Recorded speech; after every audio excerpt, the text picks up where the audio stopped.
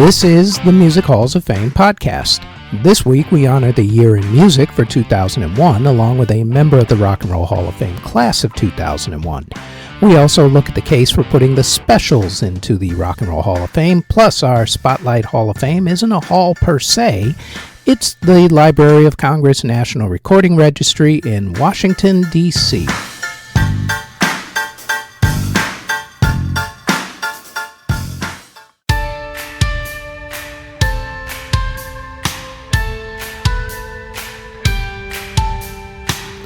Before we get going with the podcast, like everyone tells you, please like, subscribe, and hit the notification bell so you'll know when these podcast episodes drop, which is usually every Thursday.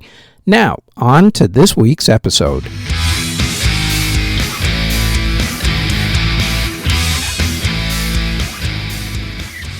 The year was 2001.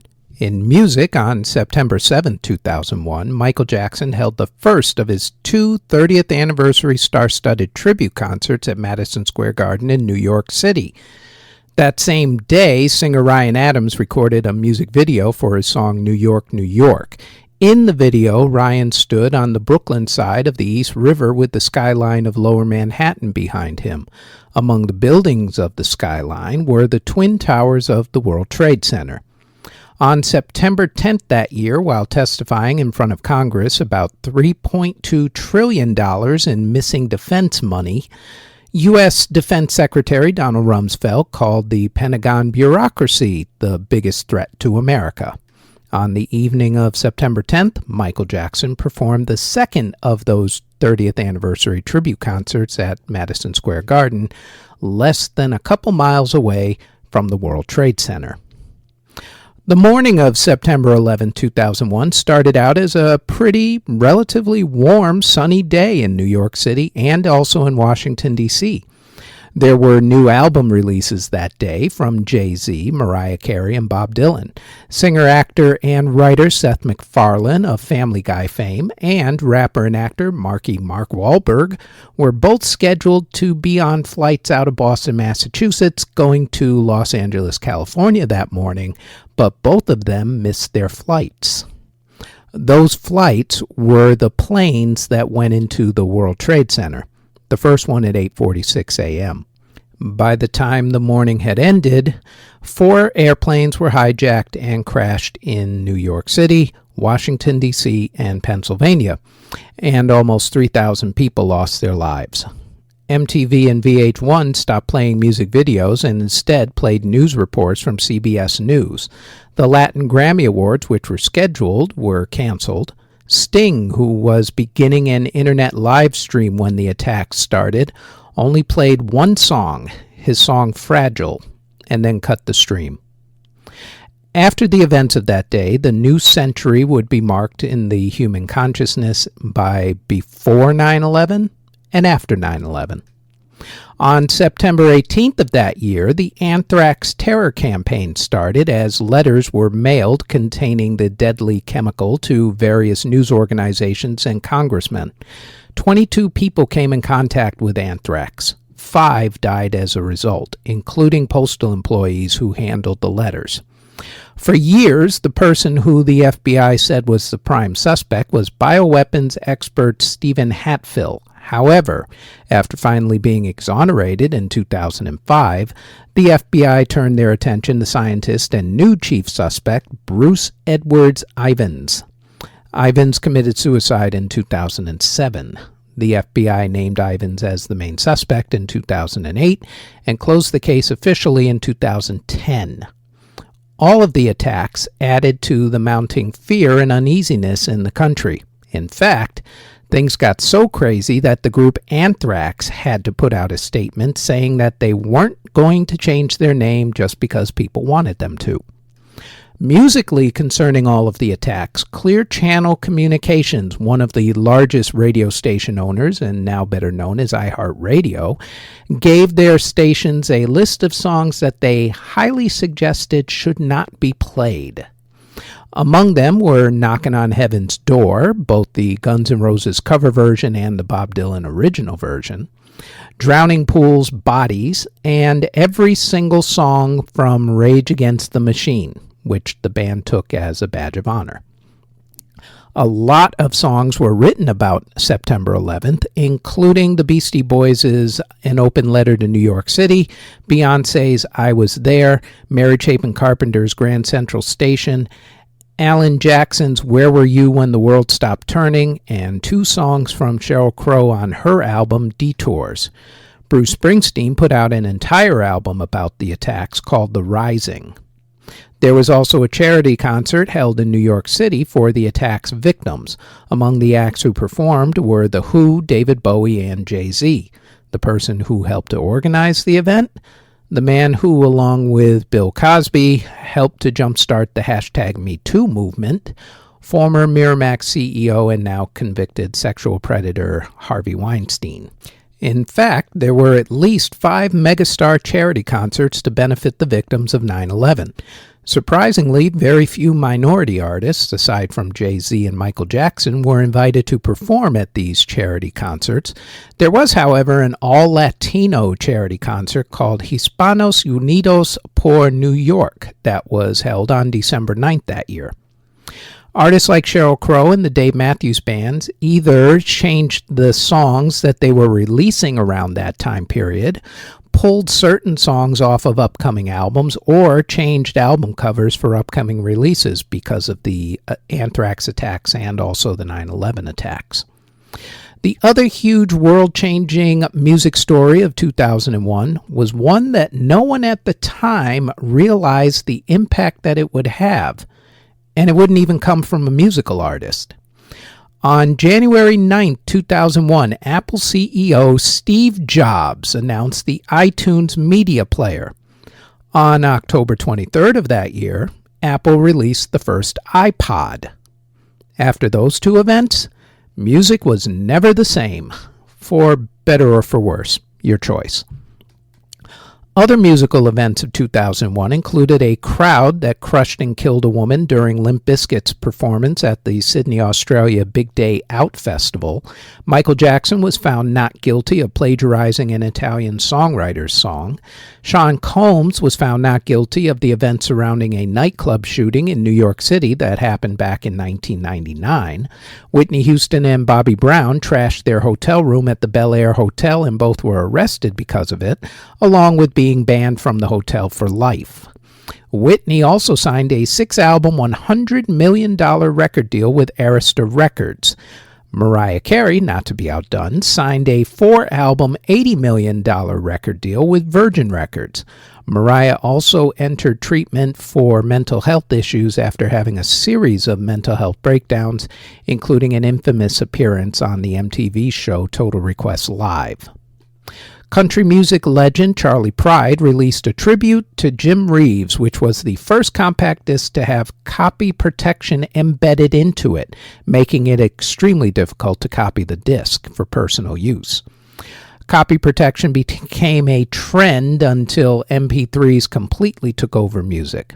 MP3 file sharer Napster closed down after being forced to by court injunctions. By then, though, despite the music industry's better efforts, the genie had already been sprung from the bottle, and MP3s became the music vehicle of choice until streaming services cut into song and album sales in the next decade.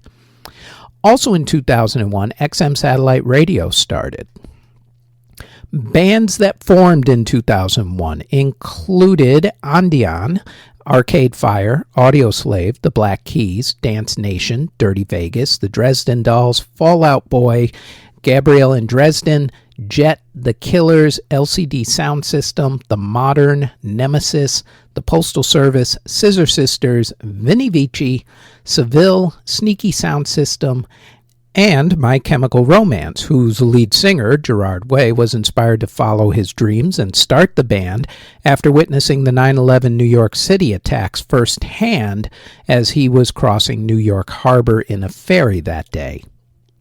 Mel C quit the Spice Girls in 2001. Jason Newsted quit Metallica. Wes Borland left Limp Bizkit. Mike Turner left Our Lady Peace. Don Felder was fired from the Eagles. Eric Singer replaced Peter Criss as drummer of Kiss. Bands that either broke up before, of course, their inevitable reunions or announced their hiatus included All Saints, the Afghan Whigs, Aqua, Babes in Toyland, Breathe, Damn Yankees, Deep Blue Something, Elastica, Groove Theory, James, L7 and 17, Orbit, Republica, Savage Garden, Semisonic, Skunk Anansi, Sunvolt, TKO, Total, Tilt, The Toadies, Twisted Sister, Escape, and Electric Light Orchestra, better known as ELO, who then reformed later in the year without original member Jeff Lynne. Other groups that reformed in 2001 or came back from their hiatus included Level 42, The Monkees, Maroon 5, Roxy Music, and Sunny Day Real Estate. Jennifer Lopez became the first female artist to have a #1 album and a #1 movie that she starred in during the same exact week when her album J-Lo and her movie The Wedding Planner both hit #1 that week. Billboard's biggest selling album of the year, though, was Linkin Park's Hybrid Theory. Other big sellers were from Shaggy, NSYNC, Janet Jackson, Enya, Stained, Alicia Keys, Destiny's Child, Creed, Gorillaz, Aerosmith, the Oh Brother Where Art Thou soundtrack, and the Now That's What I Call Music Volume 6 compilation album. Janet Jackson's song All For You was added to 3 major mainstream radio formats in its first week of release, becoming the first song to ever do that. Billboard's biggest selling song of 2001, however, was Lifehouse's Hanging by a Moment. Other big songs were Fallen from Alicia Keys, Drops of Jupiter by Train, I'm Real from Jennifer Lopez and Ja Rule, If You're Gone from Matchbox 20, Let Me Blow Your Mind from Eve and Gwen Stefani, Thank You from Dido, again from Lenny Kravitz, Independent Women from Destiny's Child, and No Doubt's Hella Good. Heavy metal was still breathing, although it had fully transformed into rap rock and pop punk with bands like Linkin Park, POD, and Sum 41 topping the charts. Big bands like Nickelback, Aerosmith, Entombed, Drowning Pool, Gwar, Tool, System of a Down, Slipknot, Slayer, Judas Priest, Megadeth, and Avenged Sevenfold all put out albums that year as well. In country music, some of the biggest albums of the year were LeAnn Rimes' I Need You, Lone Star's I'm Already There, Trisha Yearwood's Inside Out, Toby Keith's Pull My Chain, Garth Brooks' Scarecrow, George Strait's The Road Less Traveled, Tim McGraw's Set This Circus Down, Brooks and Dunn's Steers and Stripes, and greatest hits albums from Martina McBride and Reba McEntire. Best-selling country songs included Toby Keith's You Shouldn't Kiss Me Like This, I'm Just Talking About Tonight, and I Want to Talk About Me. Also, Alan Jackson's Where Were You When the World Stopped Turning, his 9/11 tribute song, and Where I Come From. Brooks and Dunn's Only in America and Ain't Nothing 'Bout You. Jamie O'Neill's There Is No Arizona and also When I Think About Angels. Lone Star's I'm Already There and also Tell Her. Kenny Chesney's Don't Happen Twice, Diamond Rio's One More Day, Tim McGraw's Angry All the Time and also Grown Men Don't Cry, and the Dixie Chicks, now known simply as the Chicks' song Without You. In hip-hop, the biggest albums of the year included DMX's The Great Depression, Tupac's Until the End of Time, Jay-Z's The Blueprint, which came out on 9/11. D12's Devil's Night, Ja Rule's Pain is Love, Nas's Stillmatic, Lil Bow Wow's Doggy Bag, Ludacris's Word of Mouth, Juvenile's Project English, and Jada Kiss's Kiss the Game Goodbye. Big singles included Outkast's Miss Jackson and also So Fresh and So Clean, Clean, Nelly's Ride With Me, EI, and #1, Jay-Z's Izzo and Girls, Girls, Girls, Trick Daddy's I'm a Thug, D12's Purple Pills, Missy Misdemeanor Elliott's Get Your Freak On, Eric Sermon's Music, Ludacris's Area Codes, Fabulous's Can't Deny It, and Nas's Uchiwali. In dance music, BPM became the first dance channel on Sirius XM, which launched that year.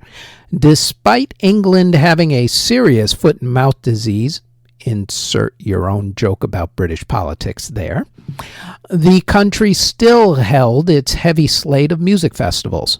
Among the albums that were released in 2001, well, there was Tiesto's first solo album, In My Memory, also Paul Van Dyk's The Politics of Dancing, Daft Punk's Discovery, Jamiroquai's A Funk Odyssey, and Ministry of Sounds' The Chill Out Session. Big EDM singles included Roy De Silva and Cassandra's Touch Me, Daft Punk's Harder, Better, Faster, Stronger, Roger Sanchez's Another Chance, Tiesto's remix of Delirium and Sarah McLachlan's song Silence, Io and Nadia Ali's Rapture, Faithless's We Come One, Andy C's Body Rock, Lasco's Something, Armin van Buuren's The Sound of Goodbye, Paul Van Dyk's We Are Alive, Dirty Vegas's Days Go By, which became huge after being used in a car commercial that year, Basement Jaxx's Where's Your Head At, Fatboy Slim's Song for Shelter and also Weapon of Choice, and the Chemical Brothers' It Began in Africa, and Star Guitar.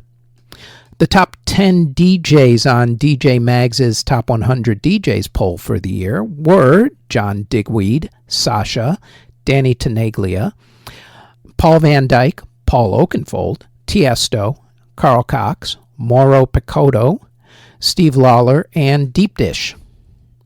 Latin artists who had big 2001s included Paulina Rubio, Vicente Fernandez, A.B. Quintanilla, y Los Cumbia Kings, Lupillo Rivera, Azul Azul, Grupo Brindis, Luis Miguel, Marco Antonio Solis, Christian Castro, MDO, Jackie Velasquez, Cheyenne, Palomo, and crossover artists Ricky Martin and Christina Aguilera, who both put out Latin albums that year. Musical films and documentaries that came out in 2001 included Beijing Rocks, Glitter, Carmen, a hip opera, Hedwig and the Angry Itch, Moulin Rouge, Rockstar, and Scratch.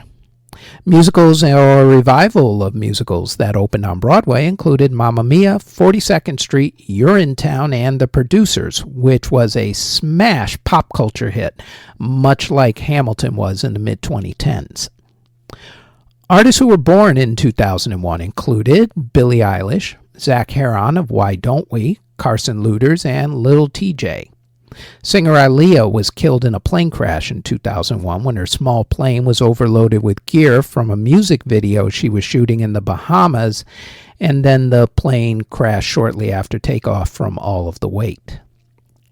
Other artists who passed away in 2001 included George Harrison, John Lee Hooker, Chet Atkins, John Phillips of the Mamas and the Papas, Joey Ramone of the Ramones, Perry Como, Les Brown of Les Brown and his Band of Renown, Melanie Thornton of La Bouche, Spanish rapper Quevedo, composer John Fahey, violinist Isaac Stern, Stuart Adamson of Big Country, Kenny Green of Intro, drummer Billy Higgins, harmonica player Larry Adler, trombonist J.J. Johnson, and Chuck Schuldiner of Death.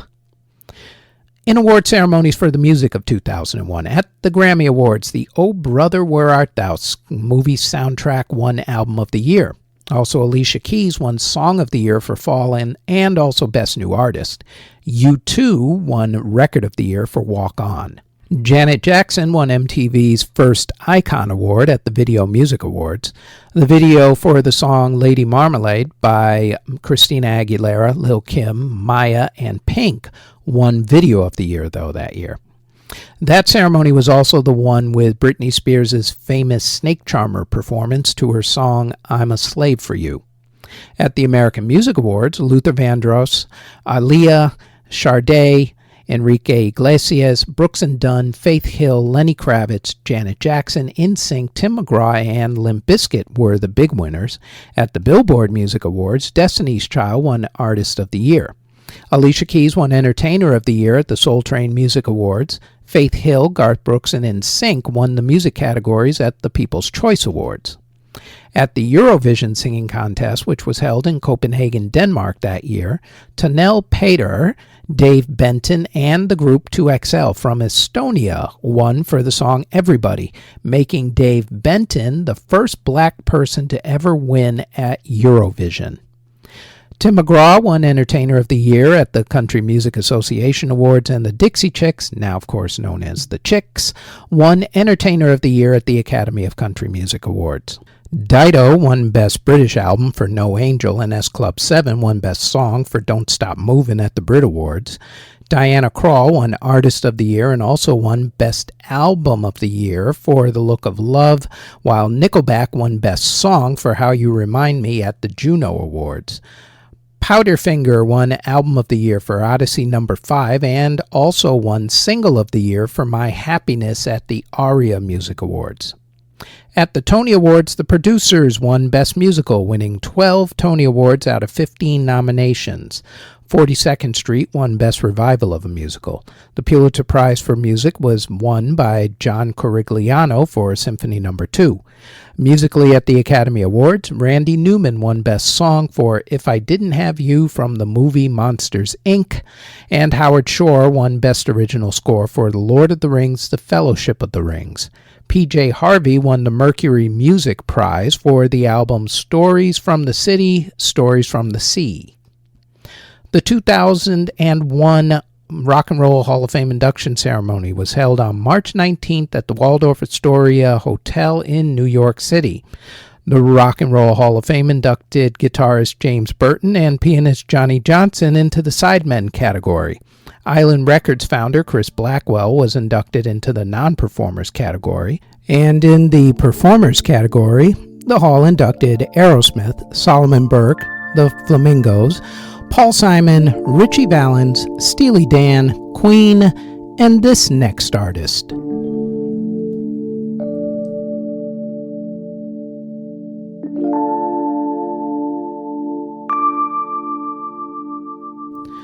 Before we get to today's inductee, let's give some context to his background and what drove him. The Jackson 5 was formed in Gary, Indiana. It consisted of brothers Jackie, Tito, Jermaine, Marlon, and their little brother Michael, who was born on August 29, 1958. Their father, Joe, had a dream of being a professional boxer, but put that aside in order to support his family, taking a job as a crane operator in the Gary, Indiana area. Joe also had dreams of being a musician. He started a band called the Falcons with his younger brother Luther and their friend Pookie Hudson, but the band broke up. Hudson then started his own group, which became the doo-wop group, the Spaniels, who had the hit song Goodnight, Sweetheart, Goodnight. As with a lot of parents who had dreams that didn't work out for one reason or another, Joe pushed his musical dreams onto his sons. He was an extreme taskmaster who would make the brothers practice for hours on end in order to hone their craft. To some people, his behavior with his family bordered on abuse. These days, that would get you at least a visit from Child Services. But this was the 1960s, so no. The J5, as they're sometimes called, started playing talent shows and then started doing theater shows like Harlem's Apollo Theater. It was at the Apollo that Gladys Knight first heard them and sent their demo tape to Motown Records, where their tape was rejected. They were signed instead to a small label called Steeltown Records. The J5 recorded the songs Big Boy and We Don't Have to Be Over 21 to Fall in Love with Steeltown. They performed as the opening act for the group Bobby Taylor and the Vancouvers at the Regal Theater in Chicago, Illinois. And Bobby was so impressed with them that he arranged for the J5 to get a second shot with Motown Records. He set up an audition where this time president and owner Berry Gordy was there to listen to their audition and to actually check out their audition tape afterwards. But again, Motown turned them down. At that time, they did not want a young act since they already had a young act.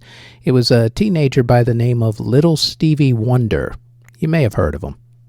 However, after thinking about it for a little while, Motown decided to take a chance and signed the group to a recording contract.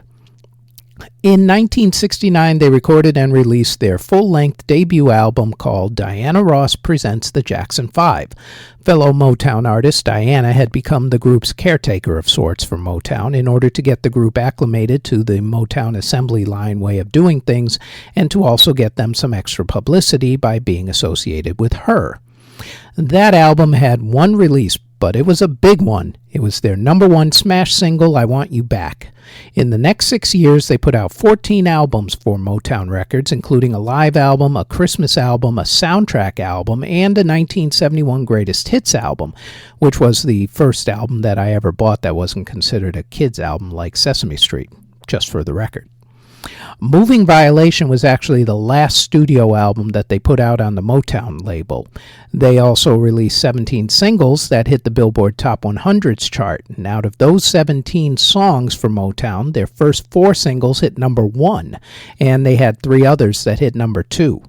The group had hits on Motown like ABC, I Want You Back, Stop the Love You Save, I'll Be There, Mama's Pearl, Never Can Say Goodbye, Maybe Tomorrow, Dancing Machine, Going Back to Indiana, and Sugar Daddy.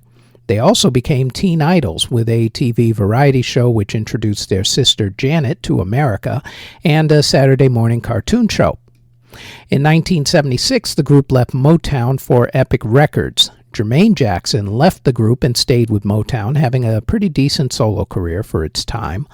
The Jackson 5 became the Jacksons and put out 6 albums. They had 13 more singles that hit the Billboard Top 100 singles chart, with 3 of those hitting the top 10. Of course, during that time, they also had their lead singer, Michael, break out and have a Hall of Fame solo career. Michael had actually started his solo career while the Jackson 5 were still at Motown. His first solo album was 1972's Got to Be There. He followed that up with Ben later that year. The title track for that album was also the theme song for the movie Ben about a boy and his rat, and how all the rats attacked and killed people. Cozy little movie. It also had a reboot with Crispin Glover in the past decade or so. Anyway, Michael's theme song won a Golden Globe Award for Best Song and was also nominated for an Academy Award. He followed that album with 1973's Music and Me and 1975's Forever Michael. He next went and worked on the movie version of the Broadway musical The Wiz, which starred Diana Ross as Dorothy. The musical director for The Wiz was Quincy Jones, and Quincy Jones and Michael hit it off and decided to work together on Michael's next solo album. That album was recorded between December 1978 and June 1979 in Los Angeles. Michael wrote 3 songs: Don't Stop Till You Get Enough, Working Day and Night, and Get on the Floor. Rod Temperton, who used to be in the band Heatwave, wrote Off the Wall and Burn This Disco Out. Stevie Wonder, of Little Stevie Wonder fame, wrote I Can't Help It. Carol Bayer Sager and David Foster wrote It's the Falling in Love, and Paul McCartney wrote Girlfriend. She's Out of My Life was written by Tom Baylor, who wrote the song in 1976. For that song, Michael spent the time learning the words instead of reading them while he was recording the song. The song affected him while he was singing it so much that he started crying. Quincy decided to leave the crying in the final edit of the song. The album Off the Wall was released on August 10, 1979. There were 5 singles that were released off the album. Don't Stop Till You Get Enough and Rock With You both hit number 1 on the Billboard singles chart, while Off the Wall and She's Out of My Life hit the top 10. The 5th song released was Girlfriend. As for the album, it became the 3rd biggest album of 1980 and was nominated for only 2 Grammy Awards, winning 1. After that success, the Jacksons, with Michael, released Triumph, which had the hits Heartbreak Hotel and Lovely One. Although Michael's solo album, Off the Wall, had sold over 20 million copies worldwide and had spawned those hits, the album did not get Album of the Year at the Grammys. Michael was upset. In fact, he was so upset he vowed that his next album would be bigger and also more respected by the Grammy Awards. What's more, he had also tried to get on magazine covers, but Rolling Stone magazine famously declined to do a story on him. As he told someone afterwards, quote, "I've been told over and over that black people on the cover of magazines don't sell copies. Just wait. Someday those magazines are going to be begging me for an interview. Maybe I'll give them one, maybe I won't." End quote. With all this in mind, Michael went to work on his new album. He recruited Quincy Jones to produce this album as well. They recorded 30 songs, agreeing to 9 of them for the album. He got songwriter Rod Temperton to help write a few songs, including Thriller, got horror film master Vincent Price to do the voice towards the end of that song, which Vincent actually pulled off in only 2 takes. He recruited the members of the group Toto to play on songs like Beat It, had Eddie Van Halen do a guitar solo, and got Paul McCartney to duet on a song. And when all was said and done, both Michael and Quincy listened to the album and hated it. They then spent the next 2 months stripping down the songs and remixing them. Finally, on November 30th, 1982, Michael released the album Thriller. At first, it did okay. The Girl Is Mine with Paul McCartney was the lead single and went top 10. The next single, Billie Jean, had a little intrigue, some infighting, and also a little history to go with it. The song itself was written by Michael. The song tells the story of a woman who accuses a man of being the father of her child. According to Michael, the song is not about one woman, but about a bunch of women who accused his brothers of fathering their children back when he and his family went out on tour. According to a few other reports, the song is actually about one crazed fan in particular who accused Michael of fathering one of her twins. Don't ask me how that's actually possible. Then, after sending him crazed letter after crazed letter, sent him a letter with a gun, telling him to kill himself at a certain time because if they couldn't be together in life, then they would be together in death, right after she killed their baby. Thankfully, that didn't happen. The woman was found and ended up in a psychiatric hospital. Quincy Jones didn't like the song at first and didn't think it belonged on the album. He didn't like the opening at all. Michael wouldn't change it, though. Michael wanted co-producing credit for the song because, according to Michael, the actual song was pretty close to the demo that Michael had made. Quincy said absolutely not. Not gonna happen. Their arguing actually got to the point where they didn't even talk to each other for a week. Another thing about the song was what they called sonic personality, which is when you hear the first few seconds of a song and you automatically know exactly which song it is and who did the song. Since the first few seconds of Billie Jean are actually drums, that meant doing something different. They built a special drum platform and a few other tricks to get that unique drum sound that you hear in the beginning, and you automatically know what song it is the second the drums kick in. There were 2 other things that helped make this song and album historic. The first was the music video.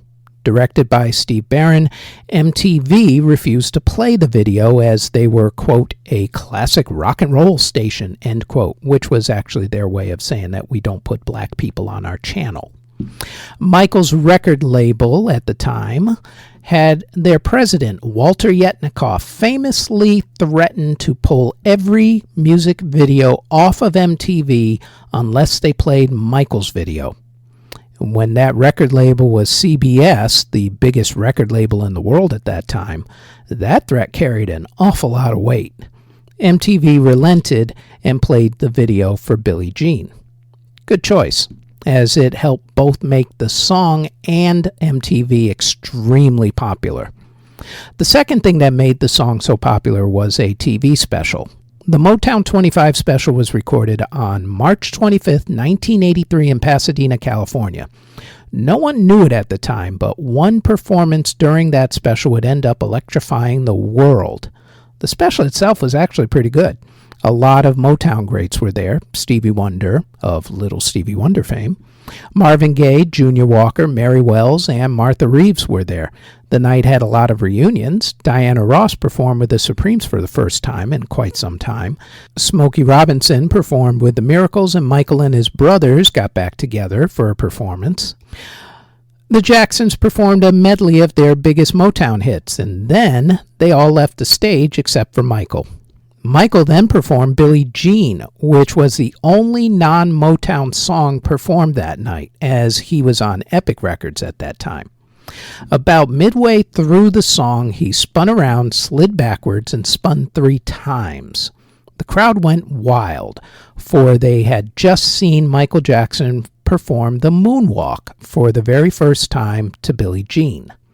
Now, to be fair, the moonwalk was not exactly a new dance. People had been doing versions of it for years. In fact, if you watch old videos of 80s b-boy breakdancers, they did what was known as sidestepping. Michael actually learned how to do the moonwalk from 2 dancers who had done it on the TV show Soul Train. He just took it to a whole other level and did his version of it. At the time this special was recorded, his album Thriller had been out for just about 5 months and was still doing okay but not spectacular on the pop charts. Billie Jean was finally getting some airplay on MTV, but it wasn't a huge smash quite yet. Also, there was no internet to speak of at that time and no social media, so word had not gotten out about Michael's performance. That all changed on May 16, 1983, when the Motown special premiered on NBC television. Before that night, Michael was a popular artist with a bunch of hits, and his brothers, the Jackson 5, and also a few solo hits. After that night, all anyone could talk about was Michael's performance and especially the moonwalk. Billie Jean quickly flew up the charts to number 1, where it stayed for 4 weeks. And that was then followed by the song and music video for Beat It, which also flew up the charts to number 1. The combination of Billie Jean and Beat It suddenly made MTV must-see television and turned the network into a pop culture phenomenon. As for Michael, it's hard to really describe how huge he became. I'll try it this way. Take the craziness over Justin Bieber, BTS, NSYNC, Taylor Swift, Blackpink, and virtually every other teen obsession and combine them, and you still won't get close to the craziness that surrounded Michael Jackson. If you don't believe me, check out some of the footage from that era on YouTube, especially some of his live videos. The man literally had thousands of people outside every hotel that he stayed at. They had to close off streets just so the guy could get from place to place, and he had to have police escorts all the time.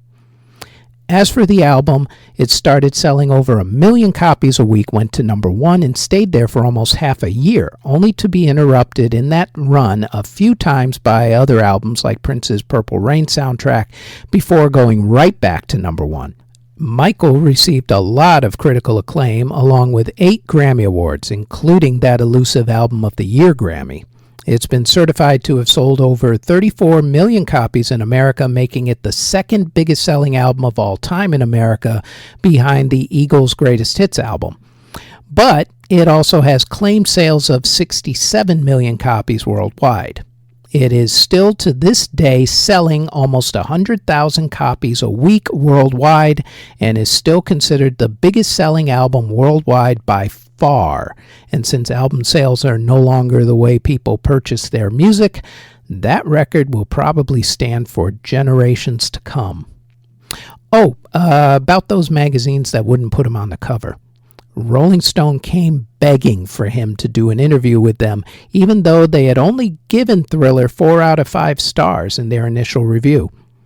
Michael thought about it, and then he granted them the interview, but only if they put him on the cover. They obliged, with that issue of him on the cover becoming their biggest selling issue in a very long time. So much for black people not being able to sell covers. Even though Michael did not want to get back together with his brothers, his family talked him into it, so they released the album Victory in 1984 and then went out on the Victory Tour with Michael, which was a financial disaster due to mismanagement, but not due to popularity, as ticket sales were very brisk. After that, though, Michael was officially done with the group, and he went out to make the albums Bad and Dangerous, along with becoming fodder for the tabloids with rumors about him buying the Elephant Man's bones and sleeping in a hypobaric chamber, and an awful lot of controversy which garnered him the nickname Wacko Jacko, I think by the New York Post if memory serves. There were also 2 cases in the criminal justice system on child molestation charges, including one felony case that he was acquitted of, at least in the criminal court system. Not necessarily in the court of public opinion, though.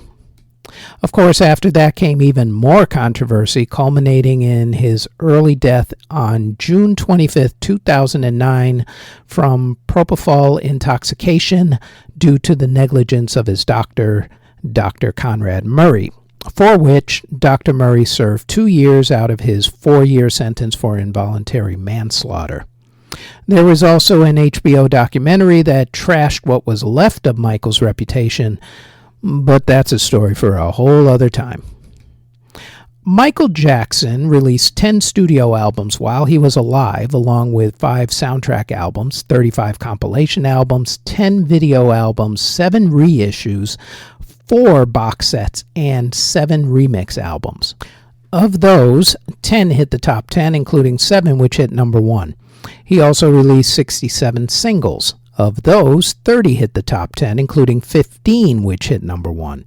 He sold over 400 million copies of his singles and albums.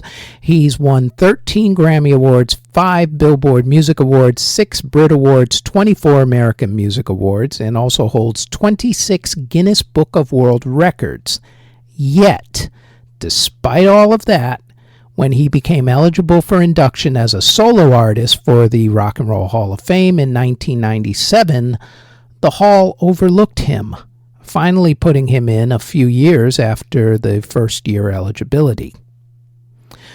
Presented for induction by the group NSYNC, the King of Pop, Michael Jackson, inducted into the Rock and Roll Hall of Fame in 2001, and we have a selection of his music on this week's playlist, the link to which is in the show notes.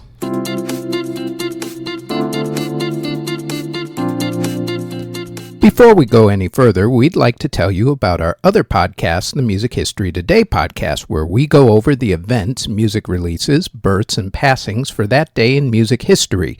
The Music History Today podcast drops each and every day, including on the weekends, on this channel, the Music History Today Network, and also on our Music History Today Network YouTube page. Now, back to the Music Halls of Fame podcast.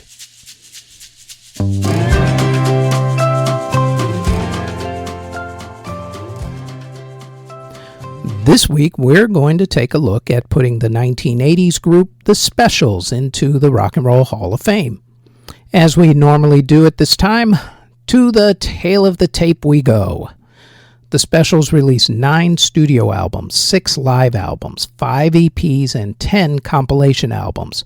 Of those, 2 hit the top 100 albums charts in America, their highest being their 1979 debut album at number 84. Their follow-up, 1980's More Specials, hit number 98. In the UK, different story. 8 albums hit the top 40, with 6 hitting the top 10, including 3 hitting number 1.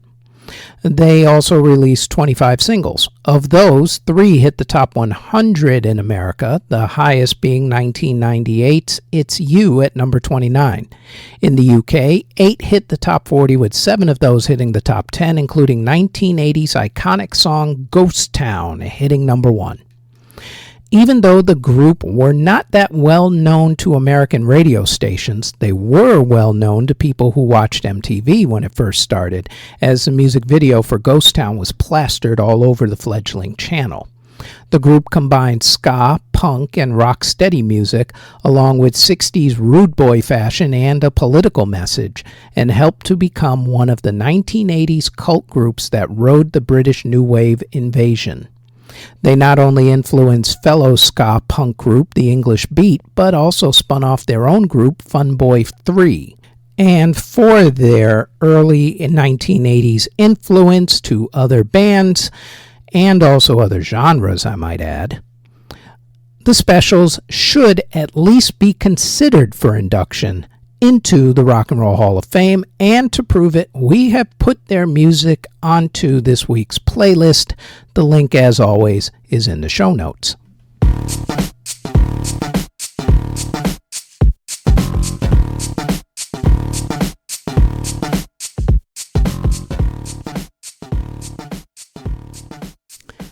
Each week in this spot, we highlight a different musical Hall of Fame or museum, since there's a bunch more than just the Rock and Roll Hall of Fame.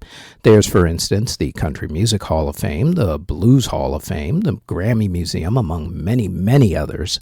But this time, though, we're going to talk about one that isn't a hall per se, anyway. However, to me, it's probably the most important. The Library of Congress, aside from being a place in the movies All the President's Men and National Treasure, is the nation's library. Established in April of 1800, it has more than 38 million books, 14 million photographs, 70 million manuscripts, and 5.5 million maps. From a musical standpoint, it's important for a couple of reasons. The first is that it has over 8 million pieces of sheet music and over 3.5 million recordings.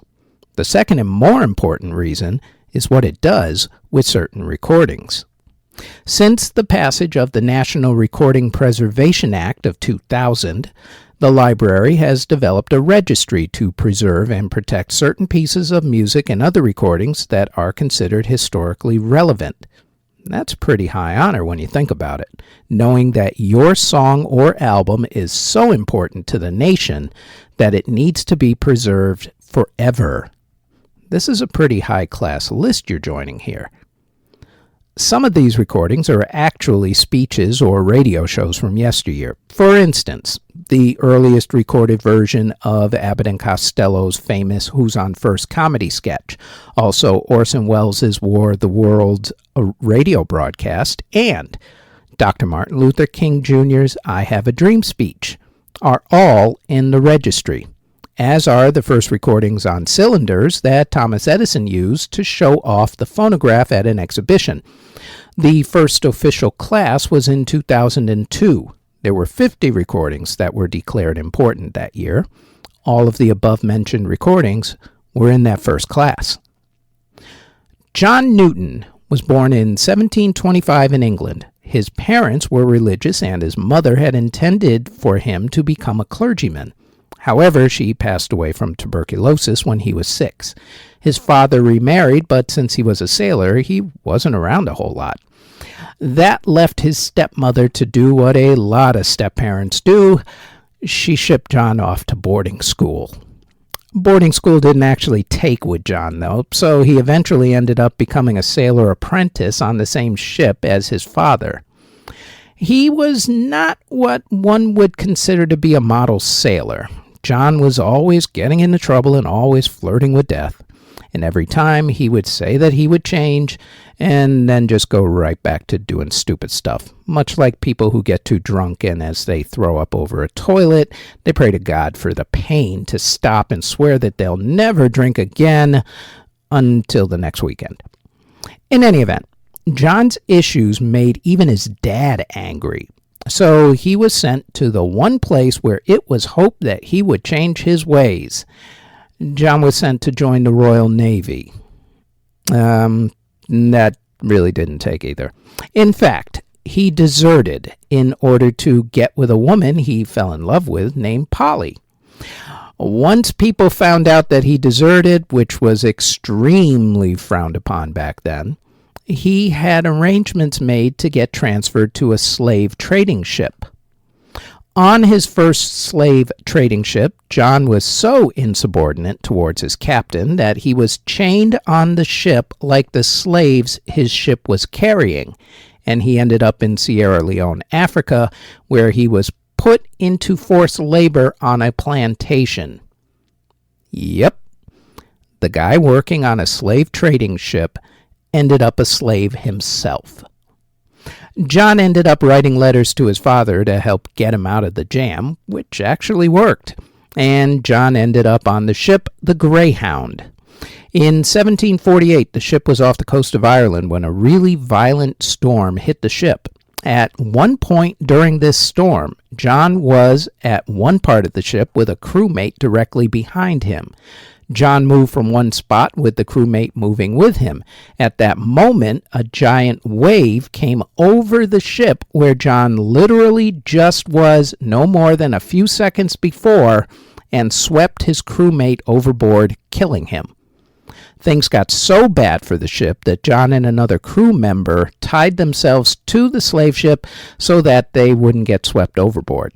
As he was doing this, he said to the captain, quote, "If this will not do, then Lord have mercy upon us." End quote. Then, John took control of the ship's wheel for almost half a day, steering it.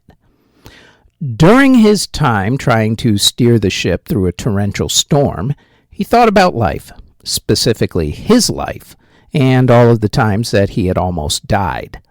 He wondered if he was worthy, truly worthy, of God's love, or if he should even find redemption, considering how poorly he treated religious people and through them, God. If he could just get through this storm. Well, the ship finally made it through and ended up in Ireland. John decided to marry that woman he deserted the Royal Navy for, Polly, and set up captaining slave ships. That's right, kids.